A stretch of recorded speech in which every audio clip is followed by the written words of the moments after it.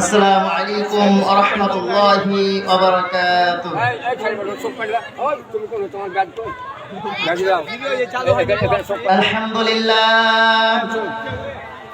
আলহামদুলিল্লাহ নাহমাদুহু ওয়া নাস্তাঈনুহু ওয়া নাস্তাগফিরুহু ওয়া নাউযু বিল্লাহি মিন শুরুরি আনফুসিনা ومن سيئات أعمالنا من يهده الله فلا مضل له ومن يضلله فلا هادي له ونشهد أن لا إله إلا الله وأشهد أن محمدا عبده ورسوله الذي أرسله بالحق بشيرا ونذيرا وداعيا إلى الله بإذنه وسراجا منيرا فقد قال الله تعالى في كلامه المجيد وفرقانه الحميد أعوذ بالله من الشيطان الرجيم بسم الله الرحمن الرحيم ولا تقربوا الفواحش ما ظهر منها وما بطن وقال رسول الله صلى الله عليه وسلم عن أبي هريرة رضي الله تعالى عنه قال قال رسول الله صلى الله عليه وسلم من يأخذ عني هؤلاء الكلمات فيعمل بهن أو يعلم من يعمل بهن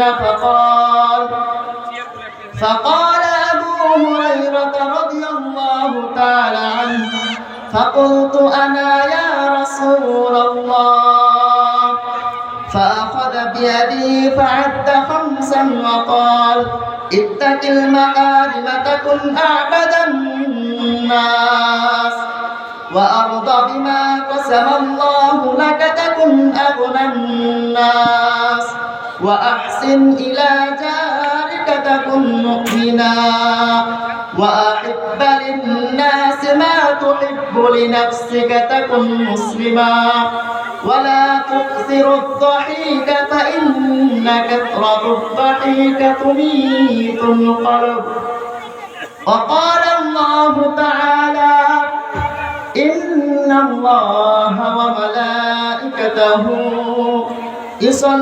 يصلون على النبي يا أيها الذين آمنوا صلوا عليه وسلموا تسليما সকলেই আমার সঙ্গে দরুদ ইব্রাহিম পড়ুন اللهم صل على محمد وعلى آل محمد كما صليت على إبراهيم وعلى آل إبراهيم إنك حميد مجيد اللهم بارك على محمد وعلى آل محمد كما باركت على إبراهيم وعلى آل إبراهيم إنك حميد হামিদুম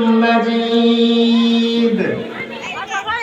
যাছে মোর সব নিয়ে নাও, ঈমান আমার নিও না, ঈমান আমার নিও না।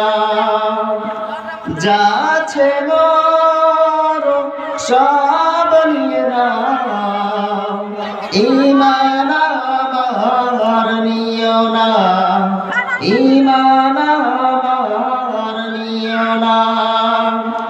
ঈমান ছাড়া ও গো প্রভু মরণ আমায় দিও না, মরণ আমায় দিও না। সকলে পড়ি আমিন। আলহামদুলিল্লাহ, সমস্ত প্রশংসা সেই মহান রব্বুল আলামিনের জন্য, যে মহান রব্বুল আলামিন আমাকে আপনাকে দয়া করে মায়া করে মাগরিবের সালাত আদায় করার পরে আমার পূর্বে একজন আলোচনা করেছেন, গুরুত্বপূর্ণ আলোচনা শোনার পরে আবারও আমাদেরকে একটি জান্নাতের পরিবেশে, জান্নাতের বাগানে সুস্থ শরীরে আসার এবং বসার তৌফিক দান করেছেন। আমরা সকলেই বলি আলহামদুলিল্লাহ। আওয়াজ কিন্তু ভাই জোরে হয় না, আর আপনারা এলোমেলো না করে সুন্দর ভাই বসে পড়ি। যারা স্বেচ্ছাসেবক ভাইরা আছেন তারা সামনে যে চটগুলো আছে এগুলো ফেলে দিন। আমারও সকলে বলি আলহামদুলিল্লাহ। তারপরে পরে লক্ষ্য করে দুরূদ বর্ষিত হোক। আকায়ে নামদার তাজদারে মাদিনা, দোলালে আমিনা আমদে আকুল শেরমণি, নবী কুলের শেরবসন আমাদের নবী, নবীদের নবী, নবীদের সর্দার বিশ্ব নবী হযরতে মুহাম্মদুর রাসূলুল্লাহ সাল্লাল্লাহু আলাইহি ওয়াসাল্লাম। আমরা সকলেই পড়ি আল্লাহুম্মা বারিক, আল্লাহুম্মা সাল্লি আলাইহি, আল্লাহুম্মা বারিক আলাইহি। তারপরে পরে শহীদ ভাইদের রূহের মাগফিরাত কামনা করি। বিশেষ করে যারা বদর খন্দ হুদ হইতে এখন পর্যন্ত আল্লাহর দ্বীন ইসলামকে এই পৃথিবীর জমিনে বাস্তবায়ন করার জন্য, আল্লাহর দ্বীন ইসলামকে এই পৃথিবীর জমিনে টিকিয়ে রাখার জন্য, আল্লাহর দ্বীন ইসলামকে এই পৃথিবীর জমিনে প্রচার প্রসারিত করার জন্য যে সকল শহীদ ভাইরা নিজেদের পিতা মাতার মায়া মহব্বত ত্যাগ করে দিয়ে, স্ত্রী সন্তানদের মায়া মহব্বত ত্যাগ করে দিয়ে, আত্মীয় স্বজনদের মায়া মহব্বত ত্যাগ করে দিয়ে, পাড়া প্রতিবেশীর মায়া মহব্বত ত্যাগ করে দিয়ে একমাত্র আল্লাহর দ্বীন ইসলামকে এই পৃথিবীর জমিনে বাস্তবায়ন করার জন্য, একমাত্র আল্লাহর দ্বীন ইসলামকে এই পৃথিবীর জমিনে টিকিয়ে রাখার জন্য, একমাত্র আল্লাহর দ্বীন ইসলামকে এই পৃথিবীর জমিনে প্রচার প্রসারিত করার জন্য যে সকল শহীদ ভাইরা শহীদ হয়েছেন, আল্লাহ তাআলা যেন তাদেরকে প্রকৃত শহীদ এবং শহীদের সর্বোচ্চ মর্যাদা দান করেন। আমরা সকলে করি আল্লাহুম্মা আমিন। আপনারা সকলেই জানেন নামক শঙ্কর বাড়ি ফুটবল মাঠ কেরাতিয়া হাফিজিয়া মাদ্রাসার উন্নতি কল্পে 2 দিন ব্যাপী এক রাত তাফসীরুল কুরআন মাহফিল, 2 দিন ব্যাপী এক রাত তাফসীরুল কুরআন মাহফিলের আজকে প্রথম রজনী। আজকে প্রথম রজনীতে সভাপতিত্ব করবেন জনাব মাওলানা মুফতি মোহাম্মদ মামুনুর রশিদ সাহেব, ইমাম বারোশিয়াপাড়া জামে মসজিদ। উক্ত তাফসীরুল কুরআন মাহফিলে প্রধান বক্তা হিসেবে আলোচনা করবেন মাওলানা মোহাম্মদ আব্দুল কাদের জিহাদি চুয়াডাঙ্গা।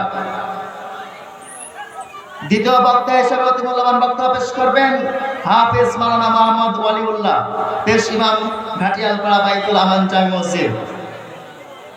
ইনশাআল্লাহ তারা এশারের পরে ধারাবাহিকভাবে আলোচনা করবেন।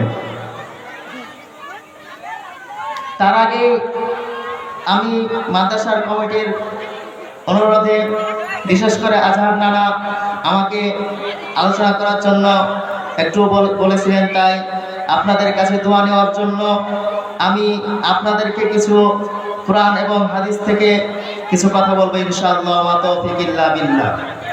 তো সম্মানিত উপস্থিতি, আমরা এদিক সেদিক ঘোরাফেরা না করে জান্নাতি পরিবেশে জান্নাতের বাগানে এই মঞ্চের সুন্দর অর্থে মঞ্চে আমরা প্যান্ডেলে সকলেই বসে পড়ি। এখনই আমার আলোচনা শুরু হবে ইনশাআল্লাহ। আমি যে বিষয়টি নিয়ে আলোচনা করব সেই বিষয়টি হলো যে আমরা সকলেই গুনাহ করি। গুনাহ করার পরে আল্লাহ তাআলা আমাদেরকে শাস্তি দিবেন কি দিবেন না, আল্লাহ তাআলা আমাদেরকে ক্ষমা করবেন কি করবেন না, আল্লাহ তাআলা আমাদেরকে জান্নাত দিবেন কি দিবেন না, এই বিষয়গুলো নিয়ে আপনাদের সামনে ইনশাআল্লাহ শেয়ার করব।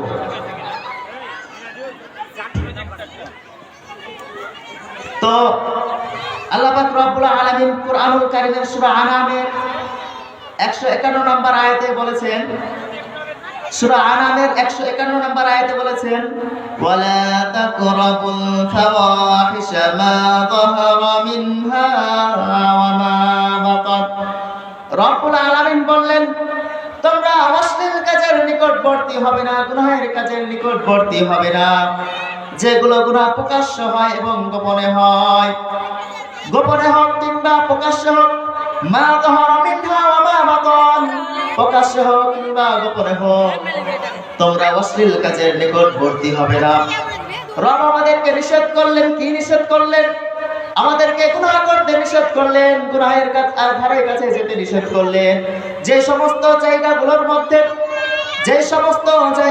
মধ্যে গুনাহের কাজ কারবার চলে, যে সমস্ত জায়গাগুলোর মধ্যে অশ্লীল কাজ কারবার চলে, অশ্লীল বেহায়াপনা চলে, সেই সমস্ত অশ্লীল কাজে বেহায়াপনা কাজের আমাদেরকে যেতে নিষেধ করলেন।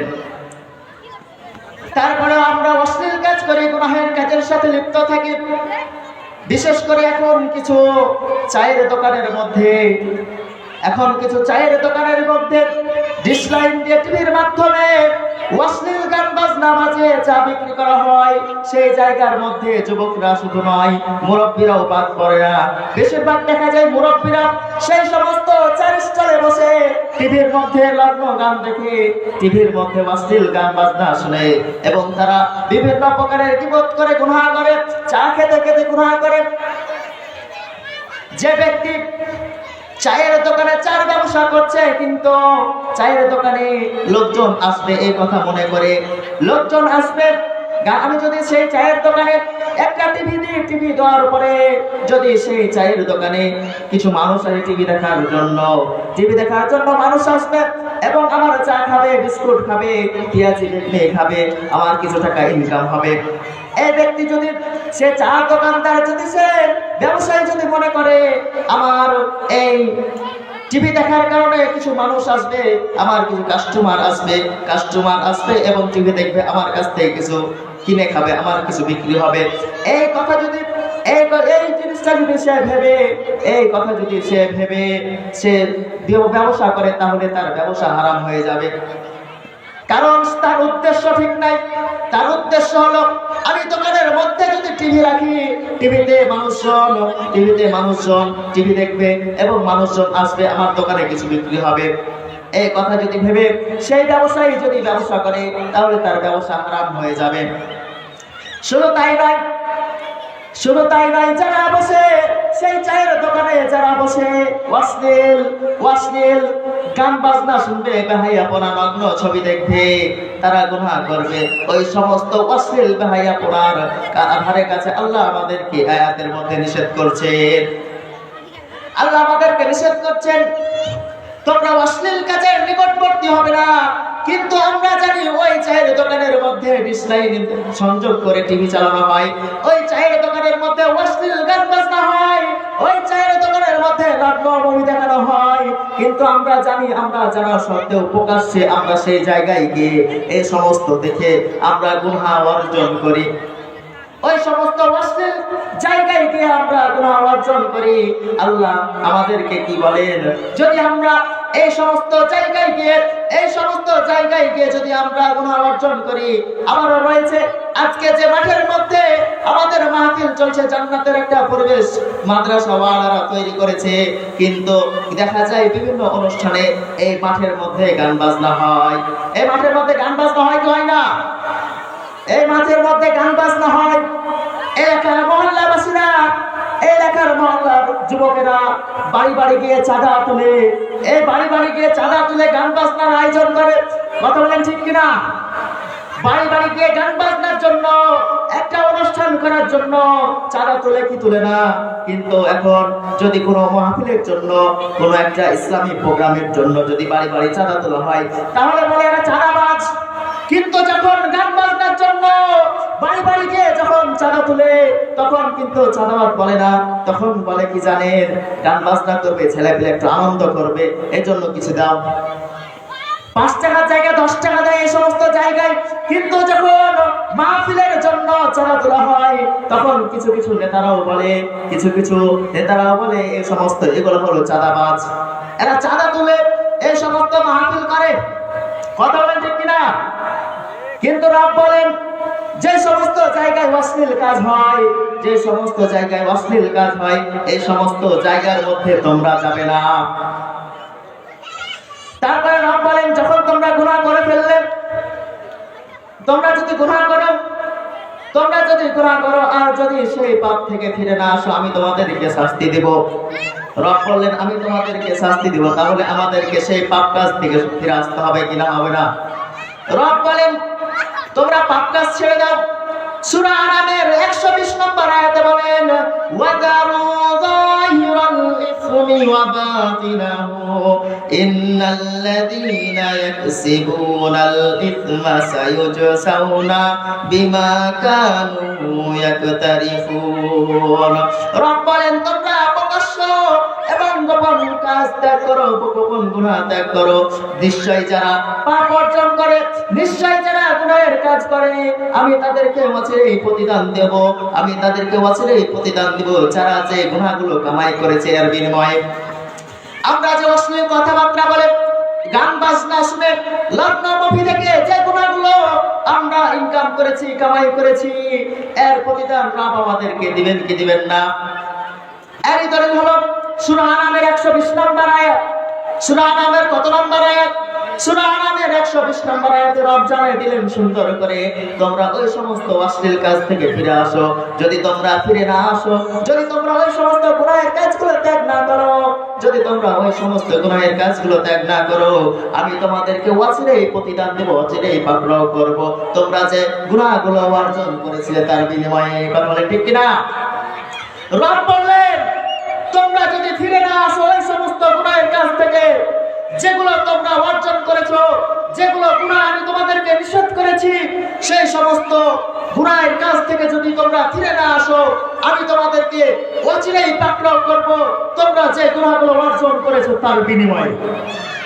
এখন বান্দা বলে, হায় হায়, আমরা তো অনেক গুনাহ করে ফেলেছি।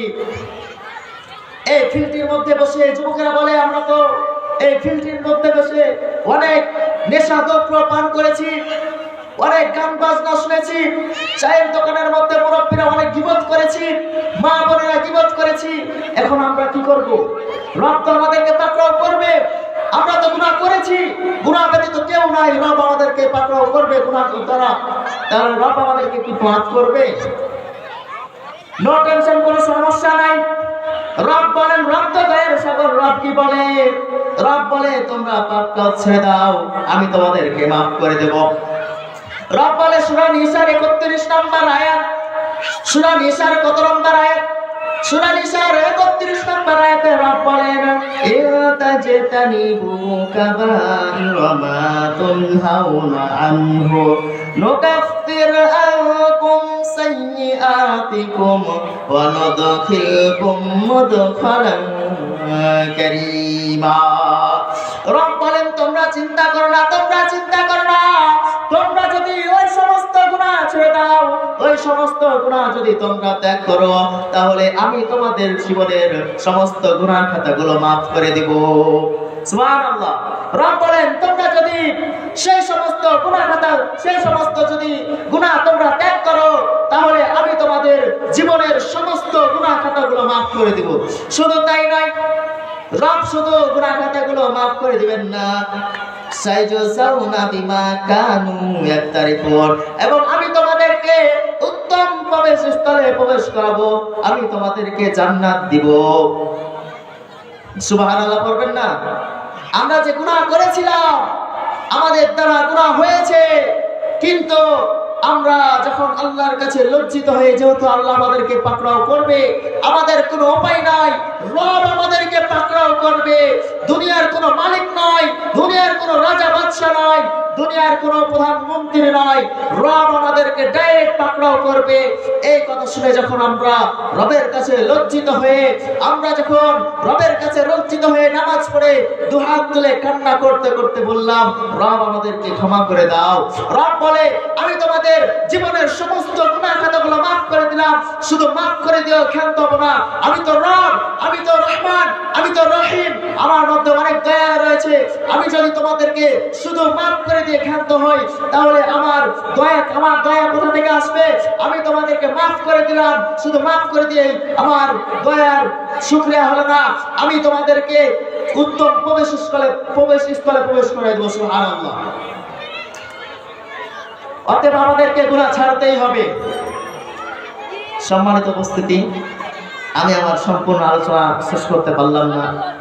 ইনশাআল্লাহ যদি আগামীতে সুযোগ পাই, তাহলে এরপর থেকে ইনশাআল্লাহ আলোচনা হবে। যেহেতু আমি একটি হাদিস পড়েছিলাম, হাদিসের তর্জমা করতে পারি নাই, এই জন্য আপনাদের সামনে দুঃখিত। আপনারা সকলেই আমার জন্য দোয়া করবেন, এবং আমরা যেন সমস্ত সবকিছু গুনাহ, প্রকাশ্য এবং গোপন গুনাহ থেকে বেঁচে থাকতে পারি। এবং আমাদের যাদের গুনাহ হয়ে গেছে, গুনাহ ব্যতীত কোনো মানুষ নাই, যেহেতু আমাদের গুনাহ হয়ে গেছে, আল্লাহ তাআলার কাছে লজ্জিত হয়ে নামাজ পড়ে আল্লাহ তাআলার কাছে দোয়া চাই, ক্ষমা চেয়ে নেব ইনশাআল্লাহ। ইনশাআল্লাহ আল্লাহ আমাদেরকে ক্ষমা করে দেবেন। এই বলে আমার সংক্ষিপ্ত আলোচনা শেষ করলাম। আলহামদুলিল্লাহি রাব্বিল আলামিন। আসসালামু আলাইকুম ওয়া রাহমাতুল্লাহ।